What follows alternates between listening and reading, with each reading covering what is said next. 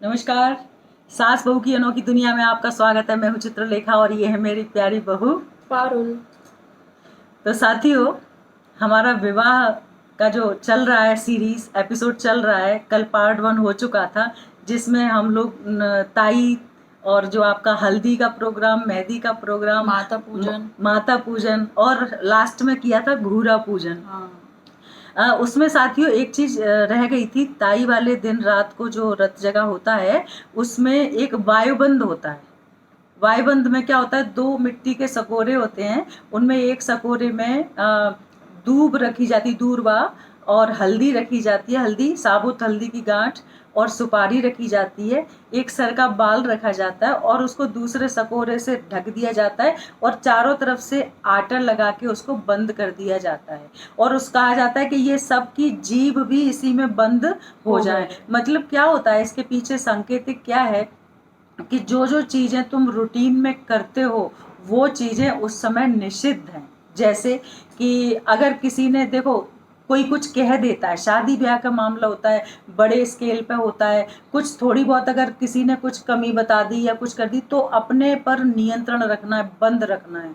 इसलिए कह देते हैं कि जीभ भी पूरे घर की औरतों की इसमें बंद हो जाए। औरतें ही हैं जो बिना कहे उनको चैन पड़ता नहीं है, भोजन पचता नहीं है, तो इसलिए उनकी जिह्वा को भी उसमें बंद किया जाता है और जब फेरे पड़ जाते हैं तब वो खुलता है। अच्छा माँ, इसमें सर का बाल किसका रहता है? सर का बाल तो वही जो बनाएंगी, या तो माता जी का खुद का, या तो ताई, जो भी बुआ, कोई भी ले सकता है। अब ये हो गया कल का एपिसोड खत्म। अब आज हम चालू करते हैं मंडप से। तो साथियों, मंडप गड़ेगा पारो। अब मंडप में हम लोग क्या करेंगे कि 4 जो बांस होते हैं वो चारों कोनों पे गाड़े जाते हैं और एक बांस बीच में गाड़ा जाता है। मतलब पूरे 5? तो 5 क्यों गाड़े जाते हैं? 5 इसलिए गाड़े जाते हैं, एक तो बांस ही क्यों, ये प्रश्न उठता है, और 5 क्यों, ये दूसरा तुम्हारा प्रश्न है। बहुत बढ़िया प्रश्न है। अब इसमें क्या है कि एक तो बांस इसलिए कि बांस मतलब उसको ज्यादा रख रखाव की जरूरत नहीं पड़ती। मतलब जीवन के किसी भी तरह के संघर्ष में तुम ऐसे ही हरे भरे बने रहो। देखो, जीवन ऐसे सीधे नहीं चलता है, स्मूथ नहीं होता है ऐसे, ये अप्स एंड डाउन्स ऐसे होते हैं, कभी ऊपर कभी नीचे। तो हर परिस्थिति का सामना करते हुए ऐसे ही प्रसन्नचित्त हरे भरे बांस की तरह रहो, इसलिए बांस का पेड़ वो लगाया जाता है, बांस का डंडा। दूसरी बात ये है कि 5 क्यों लगाए जाते हैं, तो ये वास्तु के हिसाब से लगाए जाते हैं, चारों दिशाओं के एक एक। मतलब तुम कहीं भी दुनिया में कहीं भी चारों दिशाओं में से कहीं भी रहो तो बांस की तरह से प्रफुल्लित हरे भरे रहो। बीच के स्थान में भी रहो तो भी तुम ऐसे ही बांस की तरह से रहो। तो ये तुम्हारे आने वाले जीवन के लिए एक तुम्हें तैयार किया जा रहा है। तुम्हें जैसे कि हाँ उठो, तुम ऐसा कर सकते हो, जो बल दिया जाता है ना, ये उसका प्रतीक है। ऊपर से जो गाड़ा जाता है उसके ऊपर एक छप्पर जैसा बनाया जाता है कुशा का, तो वो आकाशीय आपदाओं से आपको बचाने के लिए उसका संकेत है कि ऊपर से आने वाली विपदाओं से भी आप हमेशा बचे रहें। तो ये मंडप गाड़ा जाता है। दूसरी चीज क्या होती है कि चारों तरफ जो 4 बांस गाड़े हैं और बीच में जो गाड़ा है, हर तरफ केले के पत्ते रखे जाते हैं, या तो पूरे ऐसे के ऐसे ही केले डंडे के लाके बांध दिए जाते हैं, या तो कम से कम नहीं आ पा रहा है तो केले के पत्ते जरूर उससे लगाए जाते हैं। और केले में कहते हैं विष्णु भगवान का वास होता है, तो वो भी आपकी शादी के साक्षी रहेंगे। और कल भी मैंने आपको बोला था कि विष्णु भगवान मतलब बृहस्पति का मेन उनसे संपर्क रहता है, तो प्रॉस्पेरिटी के लिए भी उनको लगाते हैं। और केले के पत्ते भी कैसे होते हैं, हरे हरे, तो सब हरा भरा रहे जैसे हम लोग आज हरे भरे हैं। तो इस प्रकार से बनता है। अब ये जो काम करता है ये करते हैं घर के जो मान्य पक्ष होता है। मान्य पक्ष जानते हो? फूफा जी, जीजा जी है ना, ये लोग करते हैं। तो जैसे कि तुम्हारी बुआएं हैं, तो अब तुम्हारी शादी जब हुई थी ना, तो वो फूफा जी ने ही करा था। और जितने भी फूफा जी है ना, सबने हाथ लगा लिया था। और जब ये मंडप गाड़ा जाता है तो मुहूर्त से, और जब इसका विसर्जन किया जाता है तब भी मुहूर्त से ही करना चाहिए। अदरवाइज आजकल क्या हो गया है कि वो टेंट वाले आते हैं, वो कोई बांस वांस लगाते नहीं है, कुछ तो भी ऐसा लगाया और किया, और जैसे ही वो हुआ वो तड़ तड़ तड़ हटा के और पूरा का पूरा खत्म। ये वास्तव में ऐसा नहीं होना चाहिए कि जो हमारा सही तरीके से विधान है उसका, उसी तरीके से हमें करना चाहिए। अच्छा, अब आते हैं थोड़ी मजेदार बातें कि जब ये मंडप गढ़ता है तो अपने यहाँ का एक रिवाज है, वही गारी गीत। गारी गीत ऐसा तो है, और हल्दी के थापे मारे जाते हैं। जो लगाने वाला है सो धम धम धम दे दनादन। मुझे बहुत महारत हासिल है पीटने में। मैंने सुने हुए हैं किससे आपके। मैंने इतना पीटती थी, मतलब कि लगाते थे। मैं देख लेती थी कि सामने वाले जो हमारे जीजा जी हैं वो थोड़े एजेड हैं या फूफा जी हैं वो एजेड हैं, छोटे हैं, उनको तो कोई बख्शने का काम ही नहीं है, लेकिन उनको थोड़ा शगुन के लिए बस ऐसे ऐसे सिर्फ कपड़े खराब करना हमारा उद्देश्य रहता था। और जो बचता था ना, जो भागता था, उसको तो फिर हमारे देवर हमारा साथ देते थे और हम लोग मिलके ऐसा भयंकर वाला काम करते थे उनका। बहुत मजा आता था। तो जो गारी गीत देते हैं उसको थोड़ा आनंद ले लीजिए। तुम्हें मजा आता है गारी? बहुत बहुत। हाँ ठीक है। तो सर जैसे ही वो गाड़ेंगे, अब मैं आज दूंगी अपने नंदोई को। कौन से वाले? छोटे वाले को दूंगी। अच्छा हाँ, उनको क्यों? वो तो अभी तुम सुनो तो सही कौन सा वाला दे रही हूँ मैं। अच्छा। रस्ते में चक्की धराए देती, रस्ते में चक्की धराए देती, रस्ते में इन छोटे नंदोई पे बैठे पिसाए लेती, रस्ते में। अब उनसे क्यों पिसवा रहे हैं पता है? क्यों पिसवा रहे हैं? इतने दिन हो गए लॉकडाउन लगे, एक दिन जो नहीं बनी कि भाभी को ने फोन लगा के पूछ लें हालचाल कहाँ है, तुम मर रही हो के गिर रही हो के जिंदा हो के ठीक हो के कहाँ है। एक दिन जो नहीं बनी बने पे कि लाओ हालचाल पूछ लें। समझ गई? हाँ। अब वो पीसेंगे कि नहीं पीसेंगे? पीसेंगे। तो उनसे क्यों पिसवा रही है? हाँ तो पीसेंगे क्यों नहीं भैया? जब इतने काम नहीं करे तो पीसनो पड़ेगा कि नहीं पीसनो पड़ेगा? और नहीं पीसे तो? और नहीं पीसे तो मैं मारूं मेरे घर के मारे, घर के छोड़ बगल के मारे, इंदा मारे बिंदा मारे, सरग चढ़ो गोविंदा मारे, देसारे में धूम।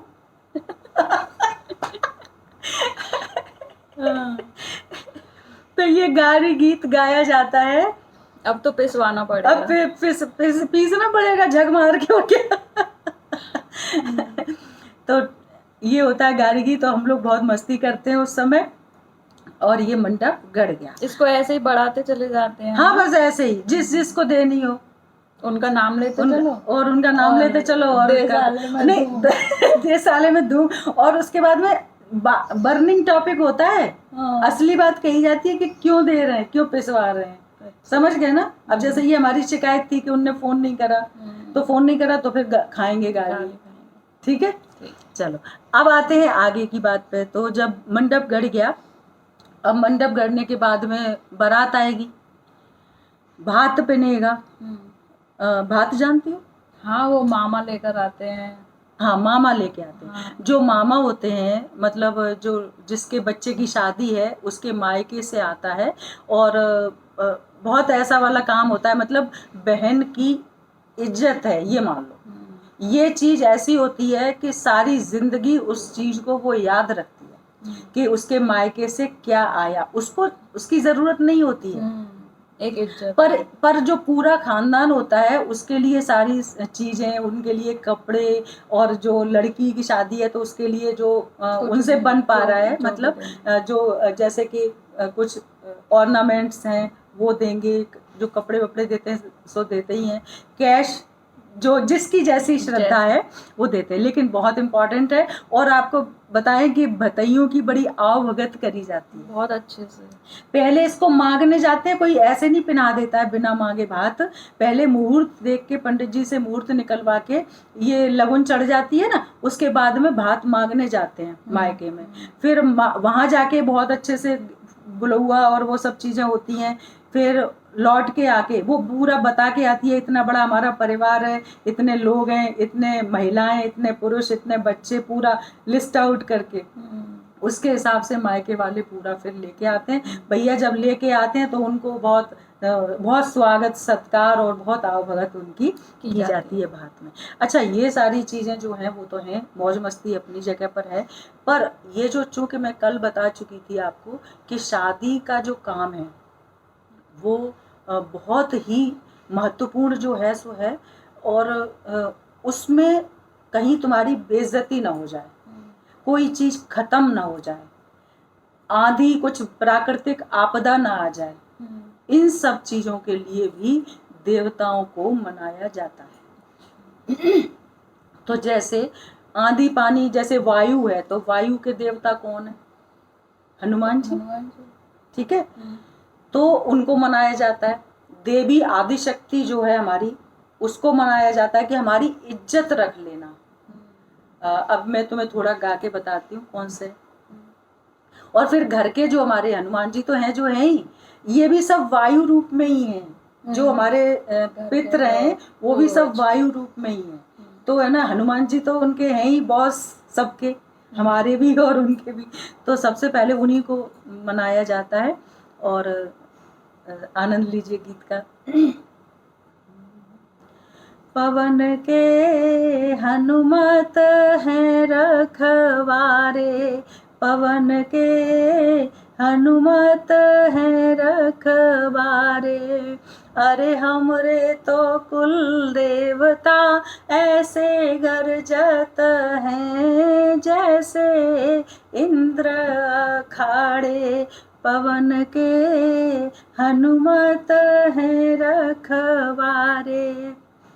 हमरी तो कुल देवी, हमरी तो करौली वारी, ऐसे गरजते हैं जैसे इंद्र खाड़े, हमरी तो सती सुहागिल, ऐसे गरजते हैं जैसे इंद्र खाड़े, पवन के हनुमत हैं रखवारे। तो ये हनुमान जी का किया जाता है भैया कि तुम रक्षा करना, कुछ ऐसा कुछ ना आ जाए कि सब बिगड़ जाए। पता चला ऐसा भी देखा है कि आंधी तूफान, अरे टेंट कहीं डला है, मंडप कहीं डला है उखड़ के, ऐसा मतलब लगता है कि क्या आज ही सब बरस के मानेगा, आज ही सब उखड़ के हवा सब आंधी सब चल के मानेगी। तो ऐसी आपदाओं से बचाने के लिए उनका स्मरण उनको मनाया जाता है। अब जो आदि शक्ति है वो तो फिर उससे कुछ बचा नहीं है, वो जो चाहे सो कर सकती हैं, तो उनको मनाया जाता है। और ये अंदर ही है हमारे, वो जो देवी है, जो देवता है, वो अंदर ही है। तो हम अंदर से ही खुद प्रश्न करते हैं, उनसे खुद बोलते हैं, और अंदर से ही हमें जवाब मिल जाता है, क्योंकि हमको हमसे ज्यादा कोई भी नहीं जानता। तो देवी के लिए पतंग का मतलब होता है कि जैसे पतंग कट गई तो बेइज्जती हो गई, समझ रहे ना। अब जैसे दावत हो रही है तो दावत में किसी चीज की कमी पड़ गई, या व्यक्ति आए, हमने ऐसी ऐसी दावतें भी देखी है कि जहाँ पे पता चला कि खाना ही खत्म हो गया, लोग भूखे घर चले। बहुत बड़ा अपराध है, बहुत बड़ा पाप लगता है इससे, अगर कोई व्यक्ति आपके यहाँ जिसका निमंत्रण किया गया और वो भूखा चला जाए। तो इस सब चीजों से बचने के लिए हम है ना इनकी आराधना करते हैं। भैया हमारी इज्जत रख लेना। या लड़की की शादी हो रही है तो लड़के वाले बिगड़ रहे हैं ज्यादा, और लास्ट में ऐसा लग रहा है हो भी पा रही है शादी कि नहीं हो पा रही है, तो भैया लाज थोड़ी सी रखना। पतंग का मतलब लाज, इज्जत। राखियो बेला भवानी पतंग मेरी, राखियो राखियो बेला भवानी पतंग मेरी राखियो, यज्ञ सफल होए जाए, पतंग मेरी राखियो। ये जो शादी होती है ये भी यज्ञ है। यज्ञ सफल होए जाए, पतंग मेरी राखियो। अब खुद से ही प्रश्न हो रहा है। सास ससुर रानी तुम नहीं माने, माने भाने जा रानी तुम नहीं माने, यज्ञ सफल कैसे होए, पतंग मेरी राखियो। माने भाने जा देवी अब हम माने, सास ससुर रानी अब हम माने, यज्ञ पूरण ऐसे होए, पतंग मेरी राखियो। हो गया। हो गया। ऐसे ही सारी जो होते हैं, तुलसी का नहीं तुमने पूजा करी, ये नहीं करा तुमने, तो कैसे होए। तो वो कहते हैं अब चलो हमसे गलती हो गई, हमने नहीं किया, पर अब हम करेंगे, तुम आज कैसे भी करके हमारी इज्जत रख लो। बहुत इम्पॉर्टेंट चीज़ है बच्चियों, साथियों, बहुत इम्पॉर्टेंट चीज़ है। आप शानो शौकत में, डेकोरेशन में लाखों रुपए खर्च कर देते हैं हम लोग, लेकिन अगर आपने ये नहीं किया तो मेरे हिसाब से कुछ नहीं किया, क्योंकि वही है जो आपका सब कुछ अच्छा कर सकता है, जो सफलता आपको दिला सकता है ना। तो ये चीज़ें बहुत इम्पॉर्टेंट चीज़ें। अब हो गया ये, फिर भात पिन गया, भात में भात गा देते हैं। अब ये गीत हम इसलिए साथियों बता रहे हैं कि ये हर आदमी उनको पता नहीं होता है। भात ज़्यादातर सब लोग जानते हैं, है ना। तो भात गब जाते हैं, उसके बाद भात पिन गया। अब उधर से लड़की की शादी हो रही तो बारात आ गई। अब बारात आई तो सबसे पहले बारात का स्वागत बारात का स्वागत जैसे आप अच्छे से अच्छे तरीके से कर सकते हो करें। और बारात के स्वागत के बाद में होता है दरवाजा। दरवाजे पे क्या होता है, एक चौकी डाली जाती है, उस चौकी पे लड़का बैठता है, दूल्हा, है ना, और संकल्प होता है। और ये संकल्प सबके घरों में अलग अलग स्थिति होती है। जैसे कभी वो संकल्प मामा के द्वारा किया जाता है कि क्या संकल्प कर रहे हो देने के लिए, वो मामा कर देता है। कभी कभी हमारे घर के ही लोग करते हैं, जैसे चाचा बैठ सकते हैं, ताऊ जी बैठ सकते हैं, कोई भी घर का व्यक्ति बैठ सकता है संकल्प करने के लिए। तो पंडित जी अपना मंत्रोच्चार करते हैं, उसको वर को माला और वो सब चीज़ें दी जाती हैं, जो भी जैसे होता है अपना रूटीन वो सब किया जाता है, और जो उसको देना होता है उस समय वो दिया जाता है। और एक और प्रथा है हमारे यहाँ कि दोनों साइड में बर्तन रखते हैं, बर्तनों की एक लाइन ऐसे ऊपर तक रख के कर देते हैं। अच्छा, इसके पीछे ये कारण है कि नई गृहस्थी बचती है उसकी, तो नए जब जा रहा है ना तो कुछ उसको परेशानी ना हो। हालांकि ऐसी कोई परेशानी होती नहीं है, पर एक चला आया है कि अगर ये ऐसा करेंगे तो हमें भी सेटिस्फेक्शन मिलेगा। तो ये हो गया आपका। इसके बाद में जैसे ही दरवाजा हो जाता है, फिर आता है जयमाला का, वरमाला का टाइम। कल जैसे मैंने आपको बताया था कि वरमाला का मतलब होता है कि जो वर का चुनाव किया है उसके लिए सहमति। अब ये जो बहुत पुरानी जो युगों की बात है, वहाँ ये था प्रचलन। सीता स्वयंवर हुआ, महाभारत काल में द्रौपदी स्वयंवर हुआ, किसी को भी ऐसे नहीं करते थे। तो वरमाला को जयमाला भी कहते हैं कि जो जीतेगा उसी के गले में जब स्वयंवर प्रथा थी तो माला पहनाई जाएगी। तो वरमाला हुआ। दूसरी बात, अब वरमाला मतलब हमने अपनी स्वीकृति लड़की ने दे दी। अब जैसे कि वहाँ स्टेज बन गई, अब स्टेज पे वो वरमाला के लिए खड़े हुए, और वरमाला के खड़े हुए तो सबसे पहले लड़की वरमाला पहनाती। देखो यहाँ पर बहुत अधिकारों की बात है, ये महिलाओं के अधिकारों की बात है कि आपसे स्वीकृति मांगी गई है, आप चाहें तो मना भी कर सकती हैं। समझ रहे हो? तो इसलिए वहां पे वो कहती है यस मैं तैयार हूँ। तो फिर उसने उसको वर लिया। फिर जब उसने वर लिया तब वो जाके तब लड़का करता है। ऐसा नहीं कि लड़का पहले कर दे, उसकी अभी कुछ नहीं है, सब तुम्हारे ऊपर है, हाँ ना जो भी कुछ है, तो तब कर देता है। दूसरी बात, जो हम माला होती हैं वो बहुत सुगंधित होती हैं और मतलब एक सूदिंग माहौल रहता है, और जो एक्सचेंज है एक दूसरे को, उसके पीछे भी ये है कि आगे आने वाले समय में हम, हमारे जो विचार हैं, हमारी जो भावनाएं हैं, हमारे जो इमोशंस हैं, वो एक जैसे रहे। हाँ, हमारे इमोशंस का तुम ख्याल रखो और तुम्हारे इमोशंस का हम ख्याल रखें। इसलिए ये चीज की जाती है वरमाला या फिर जयमाला।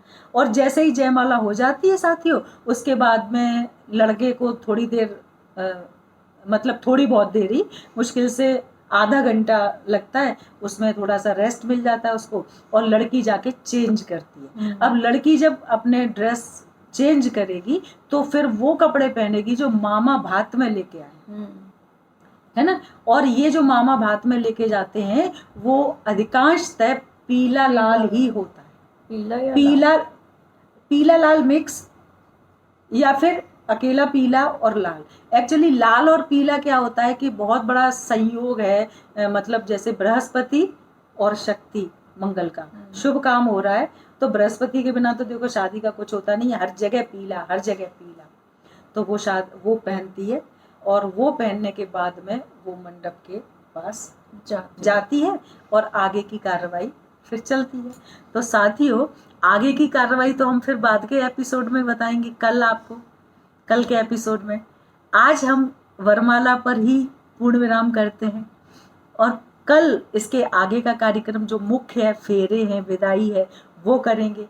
तो आप बताइए, आप आनंद लिया कि नहीं, गारी गीत पसंद आया कि नहीं आया, या देवताओं के गीत आपको समझ में आए कि नहीं आए। ये इम्पॉर्टेंट डॉक्यूमेंट है, मतलब ये बहुत महत्वपूर्ण है, इसलिए इन सब चीज़ों की आपको खबर रहे, याद रहे, आप आनंद ले पाएँ। तो सबसे इम्पॉर्टेंट चीज़ है कि आप चैनल को सबसे पहले सब्सक्राइब कर लीजिए, बेल आइकन दबा दीजिए, लाइक करिए, और सबसे ज़्यादा है शेयर करिए। क्योंकि क्या होता है, जब कुछ अच्छी चीज़ हमारे पास आती है ना, तो वो जितनी जल्दी फैले उतनी जल्दी अच्छा है, जितनी जल्दी जाए उतनी जल्दी अच्छा है, समझ रहे हो। तो जहाँ तक हो सके वहाँ फैलाइए, प्रसन्नता फैलाइए, शादी की जो भी चीज़ें आपको अच्छी लग रही हैं उनको फैलाइए और आनंद लीजिए। और हमारे लिए कल फिर इंतज़ार करिए आप हमारा, हम ज़रूर आते हैं, ज़रूर हाजिर होते हैं एक नए एपिसोड के साथ। तब तक खुश रहिए, आबाद रहिए और स्वस्थ रहिए, सेफ रहिए। Bye bye.